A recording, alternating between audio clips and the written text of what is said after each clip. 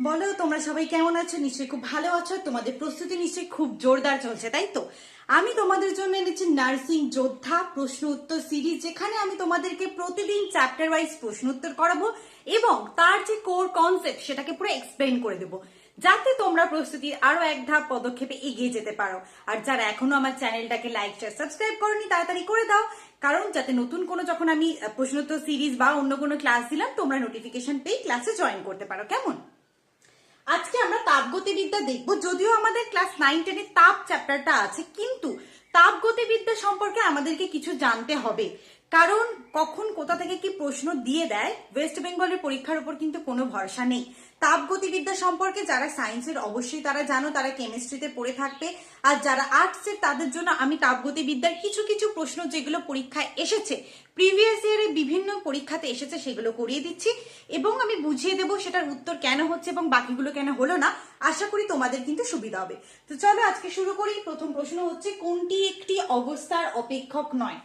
তো তাপগতিবিদ্যাতে দু ধরনের অপেক্ষক দেখতে পাওয়া যায়। তো কি? তাপগতিবিদ্যার যে সমস্ত ম্যাক্রোস্কোপিক পার্টিকেল গুলো আছে তাদের ক্ষেত্রে কিন্তু এটা প্রযোজ্য। সবার আগে আমাদেরকে এটা জানতে হবে, মাইক্রোস্কোপিক জিনিসপত্র যাদেরকে আমরা চোখে দেখতে পাই না তাদের ক্ষেত্রে কিন্তু এটা প্রযোজ্য নয়। তাহলে আমরা দুটো দেখতে পাবো অপেক্ষক। একটা কি? একটা দেখতে পাবো অবস্থার অপেক্ষক, অর্থাৎ কি সেটা পদার্থের পরিমাণের উপর নির্ভর করে। কি করে? পরিমাণের উপর নির্ভর করে। আর একটা কি দেখবো?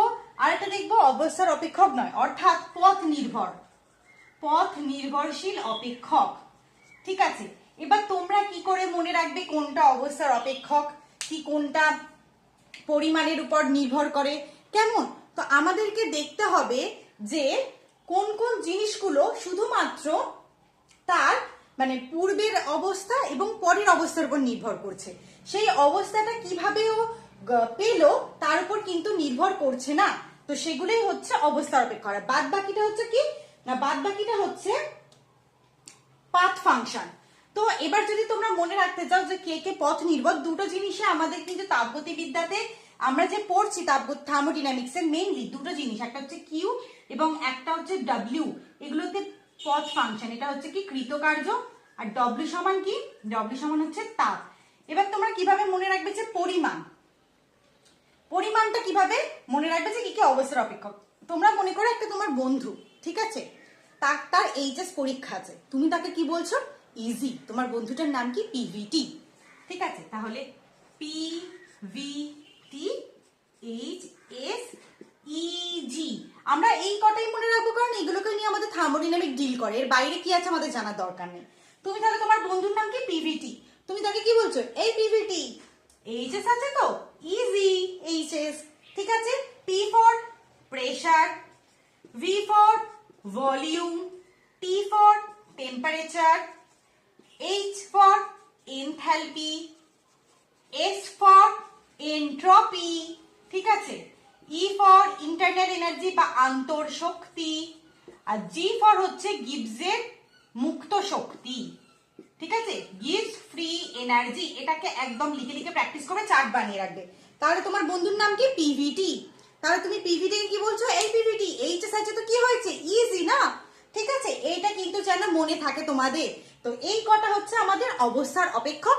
এখানে আমরা মেইনলি কিউ আর ডাব্লিউ কে পড়বো, যারা হচ্ছে আমাদের কি পাথ ফাংশন, অর্থাৎ কিভাবে সে পুরো মানে ফাইনাল স্টেটটা অ্যাচিভ করলো সেটার উপর নির্ভর করে। তাহলে দেখো আন্তঃশক্তি, এখানে আন্তঃশক্তি আছে, আয়তন ভি, ভলিউম আছে, তাপ তো এদিকে আছে, তার মানে পথ নির্ভরশীল কোনটা? এইটা, এটা অবস্থার অপেক্ষক নয়। এনথালপি এখানে আছে। শর্ট ট্রিক মনে রাখবে এগুলো, কেমন? এগুলো কিন্তু বারবার প্রশ্নতে আসে। আচ্ছা, তারপরে প্রশ্নটা দেখি কি বলেছে।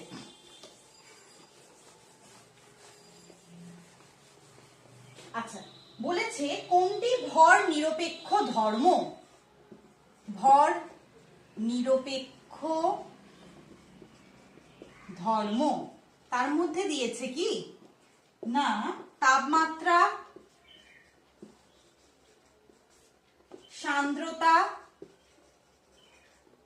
সান্দ্রতা আর কি না ঘনত্ব, আর ডি হচ্ছে কি না সবকটি। দেখো এই যে ভর ম্যাক্রোস্কোপিক যে পার্টিকেল গুলো আছে না, তাদেরকে আমরা দুটো ভাগে ভাগ করি। একটা হচ্ছে ভর সাপেক্ষ আর আরেকটা হচ্ছে ভর নিরপেক্ষ। ভর সাপেক্ষকে ইংলিশে কি বলে? বলে হচ্ছে এক্সটেন্সিভ, আর এটাকে বলছে নিরপেক্ষকে বলছে ইন্টেন্সিভ। এবার কোনটা কি?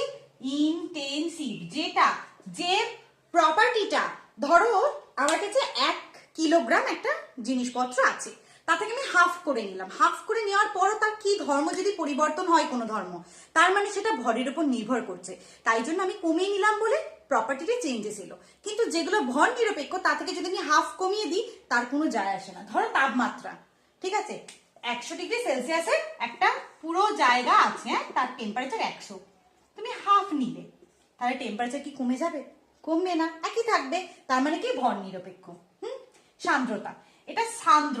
যেমন ধরো তুমি H2SO4, প্রচুর ভিসকাস সান্দ্র তরল, তুমি 1 লিটার H2SO4 এর মধ্যে থেকে হাফ H2SO4 নিলে, হাফ তুমি তুললে, তাহলে কি তার সান্দ্রতা, তার ঘনত্ব কমে যাবে? তার ঘনত্ব যা ছিল, তার সান্দ্রতা যা ছিল তাই থাকবে। তাই জন্য সান্দ্রতা, তাপমাত্রা এগুলো সবই কিন্তু ভর নিরপেক্ষ উত্তর হবে সবকটি। ভর সাপেক্ষ কি? যেগুলো ভরের উপর নির্ভর করে, মোল সংখ্যা, ঠিক আছে, ভর, আয়তন, এনথালপি, ঠিক আছে, এনট্রপি, তাপগ্রাহিতা। কেন তাপগ্রাহিতা? তাপগ্রাহিতা হচ্ছে কোন নির্দিষ্ট পরিমাণ পদার্থের তাপমাত্রা 1 ডিগ্রি সেলসিয়াস অর 1 কেলভিন বাড়াতে গেলে যে পরিমাণ তাপ লাগে তাকে ওই পদার্থের তাপগ্রাহিতা বলে। তার মানে কি? 1 কেজি পদার্থের তাপ দিতে, মানে 1 ডিগ্রি বাড়াতে যা লাগবে, কম, আমি 100 গ্রাম পদার্থ নিলাম, কম তাপ দিলে আমার হয়ে যাবে। তাই জন্য তাপগ্রাহিতা এগুলো ভরের উপর ডিপেন্ড করে। ভর নিরপেক্ষ কি? এই যে এনথালপি, এনট্রপি, মুক্ত শক্তি, এদেরকে আমি যখন একক পরিমাণ পদার্থ দিয়ে দেব, মানে মোলার করে দেব, তখনই সেগুলো হয়ে যাবে ভর নিরপেক্ষ। যেমন মোলার এনট্রপি, ঠিক আছে, মোলার এনথালপি, আচ্ছা, মোলার মুক্ত শক্তি, এছাড়া কি? এছাড়া ঘনত্ব। এবার তুমি বলবে ঘনত্ব কেন হলো? এখানে তো বুঝিয়ে দিলাম। আর তাছাড়া মনে রাখবে, যেসব রাশি দুটো এক্সটেন্সিভ প্রপার্টি, যেমন রো ইকুয়ালস টু কি m/v, এটা হচ্ছে এক্সটেন্সিভ, এটা হচ্ছে এক্সটেন্সিভ। মনে রাখবে দুটো যদি এক্সটেন্সিভ বা ভর সাপেক্ষ ধর্মের যখন আমরা ভাগ করব, যেটা পাবো সেটা সবসময় ইন্টেন্সিভ হবে, ঠিক আছে, ইন্টেন্সিভ। এইটাও কিন্তু ইন্টেন্সিভ হওয়ার একটা কারণ। এই ছক পুরো মনে রাখবে, তাহলে ভর সাপেক্ষ ধর্ম, ভর নিরপেক্ষ ধর্ম, আর কি স্টেট ফাংশন, পাথ ফাংশন। একদম তোমাদেরকে ট্রিক্স দিয়ে বুঝিয়ে দিলাম, এটা কিন্তু পরীক্ষাতে আসে, মনে থাকবে যেন, ঠিক আছে, মনে রাখবে, এইভাবে মনে রাখবে। সায়েন্স বোঝার জিনিস, তোমরা যদি একে মুখস্থ করতে যাও হবে না, একদিনে যদি পড়তে যাও হবে না, এখানে তোমার টাইম লাগবে, রোজের একটু একটু করে পড়তে হবে, কনসিস্টেন্স রাখতে হবে এবং নিজেকে পেন খাতা নিয়ে বসে লিখতে হবে। তুমি যদি মনে করো যে আমি শুধুমাত্র দেখবো একটা লেকচার, তাহলে কিন্তু তুমি সেখানে নাম্বার পাবে না, এটাই নিয়ম। আচ্ছা, একটা সিস্টেমে বলছে, একটা সিস্টেমে 50 ক্যালোরি যোগ করার পর, একটা সিস্টেমে 50 ক্যালোরি যোগ করার পর পরিপার্শ্বের উপর, ঠিক আছে, 30 ক্যালোরি কার্য করে, তাহলে আভ্যন্তরীণ শক্তি কত? অভ্যন্তরীণ শক্তি কত? আচ্ছা, এটা তাপগতিবিদ্যার প্রথম সূত্র, অর্থাৎ শক্তিকে ধ্বংস বা সৃষ্টি করা যায় না, শক্তি একটা রূপ থেকে আরেকটা রূপে যায়। সেখানে কি বলেছে না, আমি একটা সিস্টেমকে যে পরিমাণ টোটাল তাপ দিলাম, তাতে তার কিছুটা নিজস্ব শক্তি বাড়বে, মানে আন্তঃশক্তি বাড়বে, এবং বাকি যে শক্তি থাকবে তা দিয়ে সে কাজ করবে। তাহলে আমি সিস্টেমে কি না 50 ক্যালোরি দিয়েছি তাপ, এবার কি বলেছে, তা দিয়ে আমার 30 ক্যালোরি কার্য করেছি। আমি জানি না, আভ্যন্তরীণ শক্তি বাড়াতে বলেছে, মানে বের করতে বলেছে। তাহলে সমান কত? 50 মাইনাস 30 সমান 20 ক্যালোরি। বোঝা গেল? এটা তাপগতিবিদ্যার প্রথম সূত্র, এই ফর্মুলাটা কিন্তু মনে রাখবে। আচ্ছা, 4 নম্বর কি বলেছে, কোনো একটা স্বতঃস্ফূর্ত বিক্রিয়ার ক্ষেত্রে মুক্ত শক্তির পরিবর্তন কোনো স্বতঃস্ফূর্ত বিক্রিয়ার ক্ষেত্রে মুক্ত শক্তির পরিবর্তন কি হয়? পজিটিভ হয় মানে ধনাত্মক হয়, নাকি নেগেটিভ হয়, নাকি পজিটিভ অর নেগেটিভ, নাকি জিরো? তাই তো এটা আছে। আচ্ছা, এই যে মুক্ত শক্তি এটাকে আমরা কি দিয়ে ডিনোট করি বলতো? ডেল জি দিয়ে করি বা জি দিয়ে করি। এটাকে কি বলে বলতো? এটাকে বলে গিভস ফ্রি এনার্জি। কোন একটা মানে বিক্রিয়ার ক্ষেত্রে এটার ভ্যালু নেগেটিভ হবে তবেই সে কিন্তু স্বতঃস্ফূর্ত হবে। যেমন নির্দিষ্ট কিছু শর্ত আছে যে কোন একটা বিক্রিয়া ঘটার জন্য তার ডেল জি নেগেটিভ হতে হয়, ডেল এইচ নেগেটিভ হতে হয়, ডেল এস অর্থাৎ সিস্টেমের এনট্রপি পজিটিভ হতে হয়। তো কিছু কিছু কন্ডিশন আছে যেগুলো আমাদেরকে মনে রাখতে হবে যে কখন বিক্রিয়া হবে কখন বিক্রিয়া হবে না। এই ভ্যালুগুলোর উপর বিক্রিয়া হবে কি হবে না পুরো ডিপেন্ড করে আছে, ঠিক আছে? আচ্ছা, পরের প্রশ্ন হচ্ছে, এই পরের প্রশ্নটা তোমরাই করবে কারণ আমি অলরেডি তোমাদেরকে স্টেট ফাংশন কি কোনটা, পাথ ফাংশন কি বলে দিয়েছি। বলেছে কোনটি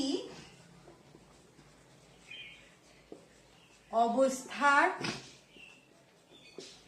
অপেক্ষক নয়। কোনটি অবস্থার অপেক্ষক নয়? একটা বলেছে ই অর্থাৎ আন্তঃশক্তি, একটা বলেছে এইচ অর্থাৎ এনথালপি, একটা বলেছে ডাব্লিউ অর্থাৎ কার্য, আর একটা বলেছে এনট্রপি অর্থাৎ এস।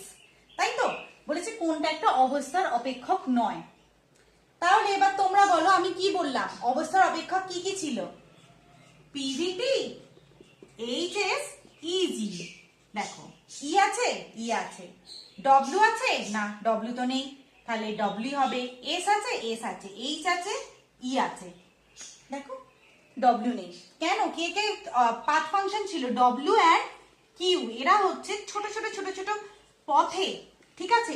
যতটা হয়েছে সেটা পুরো টোটাল করলে আমার এদের ভ্যালুগুলো পাওয়া যায়। মানে কিভাবে ফাইনাল ইনিশিয়াল, একটা ইনিশিয়াল আর একটা ফাইনাল স্টেপের মাঝখানে সে এইভাবে গেল সোজা নাকি এইভাবে গেল সেটা কিন্তু ডিপেন্ড করে, মানে সেই পথের উপর ডিপেন্ড করে ডব্লিউ আর কিউ এর মান।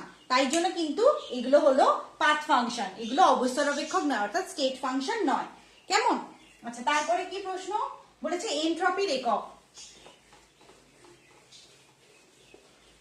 ছয় প্রশ্ন বলছে এনট্রপির একক কি?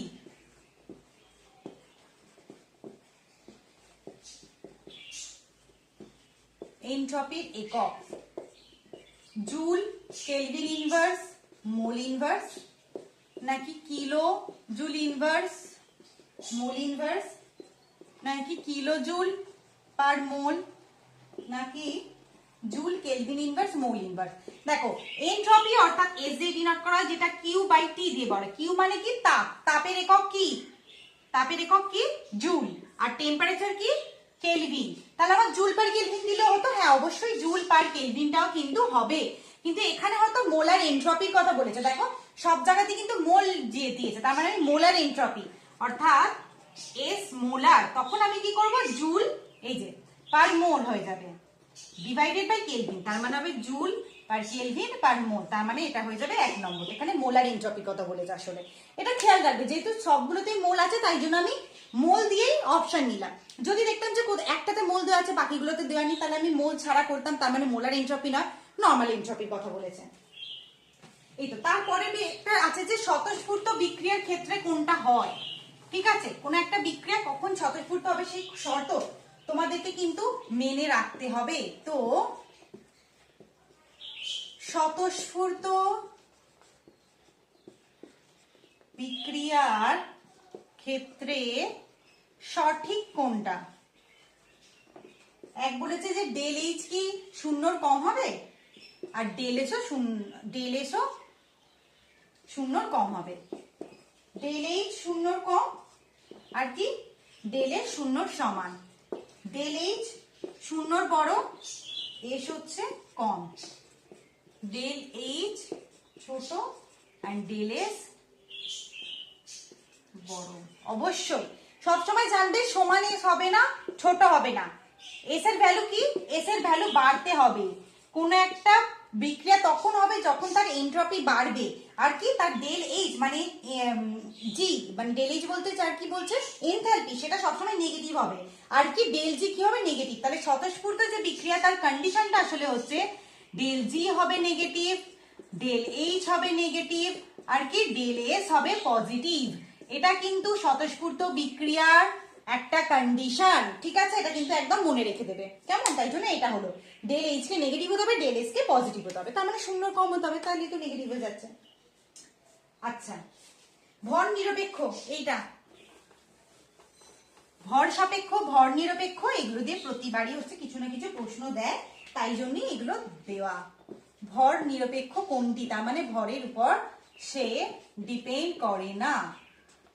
এক হচ্ছে ভর নিজে, তারপর হচ্ছে আয়তন, তারপর হচ্ছে পৃষ্ঠটান, তারপরে হচ্ছে এনথালপি বা এইচ। আচ্ছা আমি এনথালপি লিখে দিচ্ছি।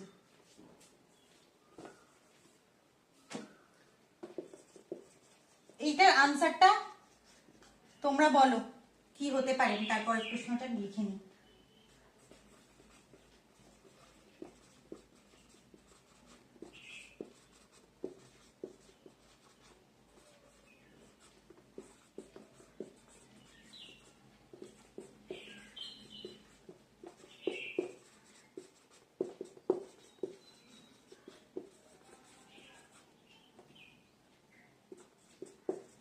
দেখো তো ভর নিরপেক্ষ মানে কি? ভর আমি হাফ কমিয়ে নিলাম, তাহলে ভর কমে যাবে। এটা কি? ভর সাপেক্ষ, ভরের উপর নির্ভর করে। ভর কমিয়ে নিলে আয়তন কমে যাবে, ভর কমিয়ে নিলে এনথালপি কি হবে? এনথালপি কমে যাবে। তাহলে আমার কি পৃষ্ঠটান, সান্দ্রতা, এগুলো ভরের উপর নির্ভর করে না। আমি যদি তাকে সরিয়ে নিই, তার যে চরিত্র চরিত্র তার সেটা একই থাকবে। পৃষ্ঠটান মানে কি? পৃষ্ঠটান মানে হচ্ছে যে তার বাদ বাকি লেয়ারকে একে অপরের গায়ের কাছে নিয়ে আসছে, তাই তো? পৃষ্ঠটান বলতে সারফেস টেনশন, যার জন্য নিজেদের মধ্যে যে আকর্ষণ বলের প্রভাবে এই পৃষ্ঠটান তৈরি হয়, সেটা একই থাকবে, কারণ পদার্থের তার নেচারের উপর নির্ভর করে, এটা পদার্থের পরিমাণের উপর নির্ভর করে না, তাই জন্য ভর নিরপেক্ষ। আচ্ছা, বরফ যখন গলে যায়, আমরা দেখবো যখন যে স্টেটে গলে গেলে কি হয়, তার মধ্যে কি বাড়ে বলো তো? গলে গেলে তার মধ্যে ধরো এটা বরফ এরকম সলিড আছে, ঠিক আছে? সে যখন জলে পরিণত হচ্ছে, এরকম জলে পরিণত হচ্ছে, তার মানে কি আয়তন বেড়ে যাচ্ছে, তার মধ্যে আরো কি স্পেসটাও জল হয়ে বেড়ে যাচ্ছে। তাহলে কি বলছে যে তাদের মধ্যে যে মানে ইন্টারাকশন ছিল, আন্তরাণবিক আকর্ষণ বল ছিল, সেটা কি হবে না বেড়ে যাবে। তাদের মধ্যে বেড়ে যাবে বলতে আন্তরাণবিক আকর্ষণ বল কমে যাবে এবং এনট্রপিটা বেড়ে যাবে। অর্থাৎ এটা যতটা কঠিন ভাবে বেঁধেছিল একে অপরের সাথে, এনট্রপি মানে কি? এনট্রপি মানে হচ্ছে র্যান্ডমনেস, ঠিক আছে? র্যান্ডমনেস বলতে মানে ছোট ছোট ছোট ছোট বেড়াবে। কঠিন অবস্থায় মানে কি? শক্ত। আচ্ছা, লিকুইড মানে কি? একটু ছোট ছোট বেড়াচ্ছে, তার তাপীয় শক্তি একটু বেশি। যদি তোমরা কেউ গ্যাসের আচরণ আমার ক্লাসটা করে থাকো, তাহলে তাপীয় শক্তি আর তোমার এই তাদের মধ্যে যে আকর্ষণ বল এবং আন্তরাণবিক শক্তির কিন্তু আমি ওখানে কনসেপ্ট ক্লিয়ার করে দিয়েছি। তাহলে কি র্যান্ডমনেস বাড়বে, র্যান্ডমনেস বাড়লে কি হবে? এনট্রপি বেড়ে যাবে, ঠিক আছে? আচ্ছা, তরলটা যদি আবার বাষ্প হয়ে যেত, গ্যাস হয়ে যেত, এনট্রপি কিন্তু আবার বেড়ে যেত। আচ্ছা, তারপরে প্রশ্ন,